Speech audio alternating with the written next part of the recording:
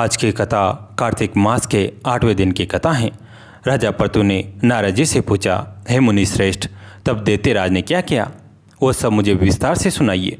नारद जी बोले, मेरे यानी नारद जी के चले जाने के बाद जलंधर ने अपने राहु नामक दूत को बुलाकर आज्ञा दी कि कैलाश पर एक जटाधारी शंभु योगी रहता है, उसे उसकी सर्वांग सुंदरी भार्या को मेरे लिए मांग लाओ।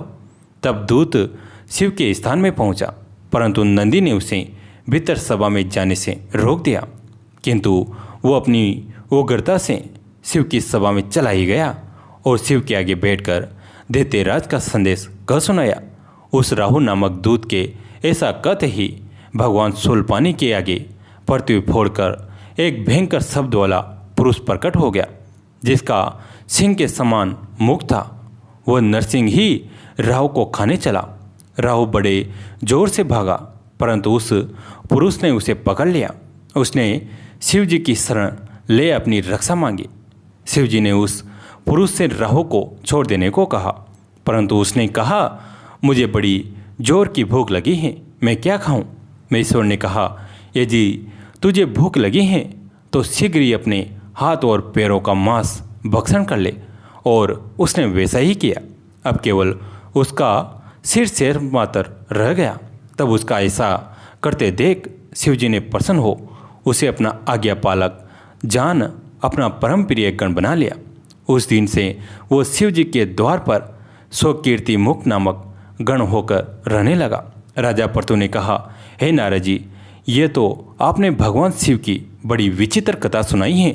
अब कृपा करके आप यह बताइए कि उस समय राहु उस पुरुष से छूटकर कहाँ गया?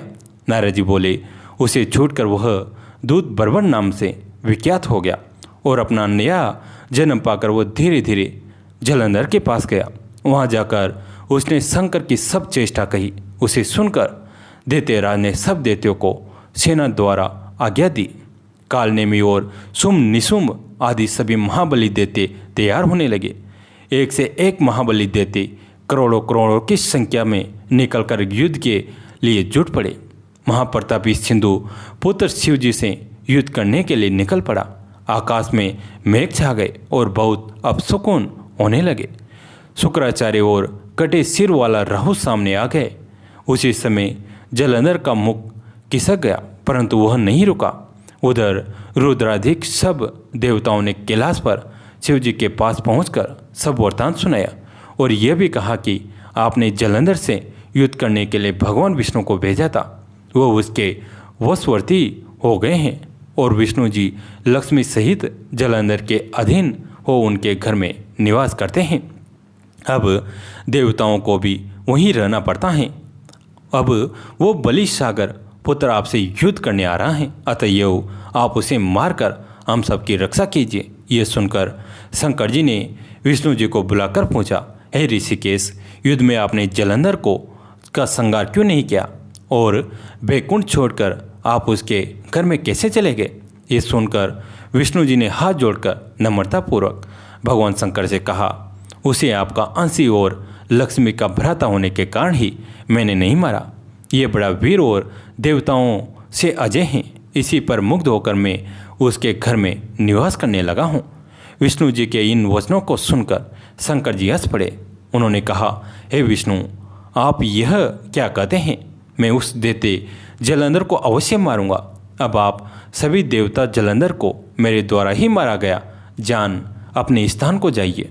जब शंकर जी ने ऐसा कहा तो सब देवता संदेह रहित होकर अपने स्थान को चले गए। इसी समय पराक्रमी जलंधर अपनी विशाल सेना के साथ पर्वत के समीप कैलाश को घेर लिया। घेर सिंह नाद करने लगा।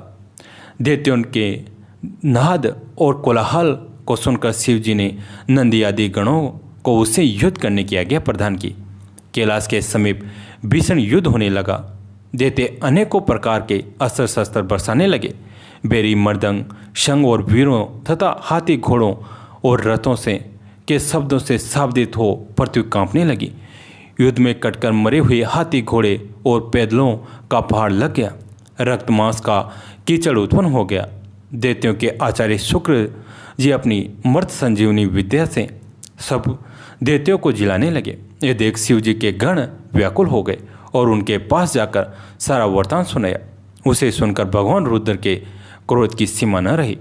फिर तो उस समय उनके मुख से एक बड़ी भयंकर कृत्या उत्पन्न हुई, जिसकी दोनों जंघाएं ताल वृक्ष की समान थी। वह युद्ध भूमि में जा सब असुरों का चौन करने लग गए और फिर वह शुक्राचार्य के समीप पहुंची और शीघ्र ही अपनी योनि में गुप्त कर लिया। फिर स्वयं ही अंतर्ध्यान हो गए। शुक्राचार्य के गुप्त हो जाने से दैत्यों का मुख मलिन पड़ गया और वे युद्ध भूमि छोड़कर भागे। इस पर सुम निसुम और कालनेमी आदि सेनापतियों ने अपने भागते हुए वीरों को रोका। शिव जी के नंदी आदि गणों ने भी, जिसमें गणेश जी और स्वामी कार्तिकेय भी, देवताओं से भीषण युद्ध करना आरंभ कर दिया। कार्तिक मास की एक सच्ची कहानी। एक समय की बात है, किसी नगर में एक बूढ़ा व्यक्ति रहता था और उसकी 7 बहुएं थी। एक बार कार्तिक का महीना आया और उसने अपनी बहुओं से कहा कि मैं कार्तिक माह का स्नान करूंगा, क्या तुम इसे निभा दोगी? 7 में से 6 बहुओं ने मना कर दिया, लेकिन बड़ी बहू ने कहा कि मैं निभा दूंगी। बूढ़ा हर रोज़ सुबह उठता और नदी पर स्नान कर घर आता। गीली धोती को वह बड़ी बहू के आंगन में सुखा देता। जैसे जैसे उस गीली धोती में से पानी की बूंदें जमीन पर गिरती, वैसे ही वह हीरे मोतियों में बदल जाती। धोती से हीरे मोती गिरते देख बाकी 6 बहुओं से रहा नहीं गया और वे बोली कि हम भी बूढ़े को अपने यहाँ नहाने को बोलते हैं। उन्होंने कहा कि पिताजी, आप कल से हमारे यहाँ कार्तिक नहा लेना। बूढ़े ने कहा कि ठीक है, मुझे तो नहाना ही है, मैं तुम्हारे यहाँ नहा लूँगा। बूढ़ा सुबह सवेरे स्नान करके आया और धोती उसने दूसरी बहू के आंगन में सुखाने के लिए डाल दी, लेकिन यहाँ हीरे मोती के बजाय कीचड़ टपकने लगा।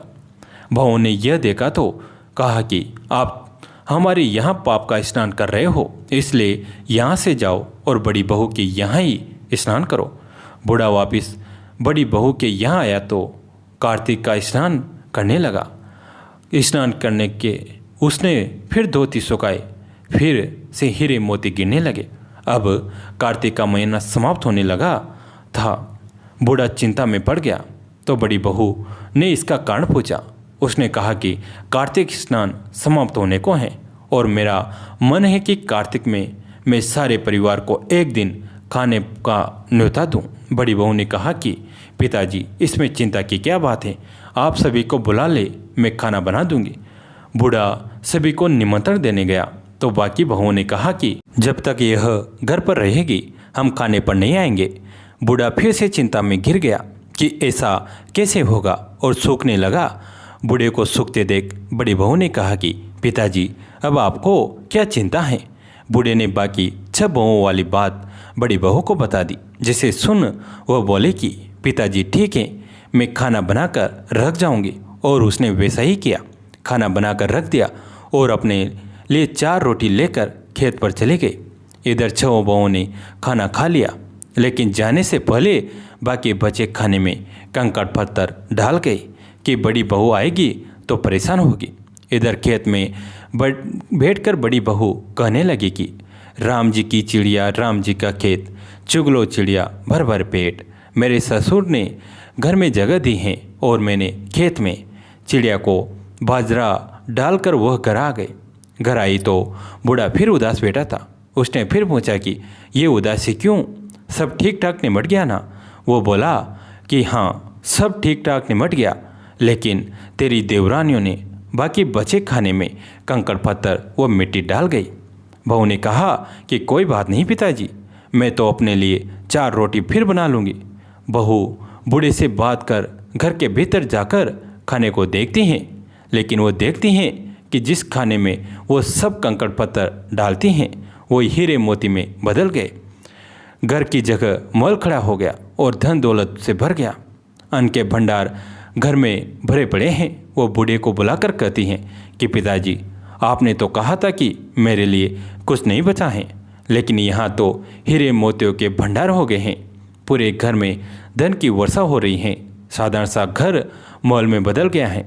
बूढ़ा सब चीज़ें देखकर बोला कि बेटी, तुमने कार्तिक की स्थान सच्चे मन से निभाया था, लेकिन बाकी बहुओं ने पापी मन से इसे निभाया, इसलिए कार्तिक देवता तुमसे प्रसन्न हुए और यह फल दिया है।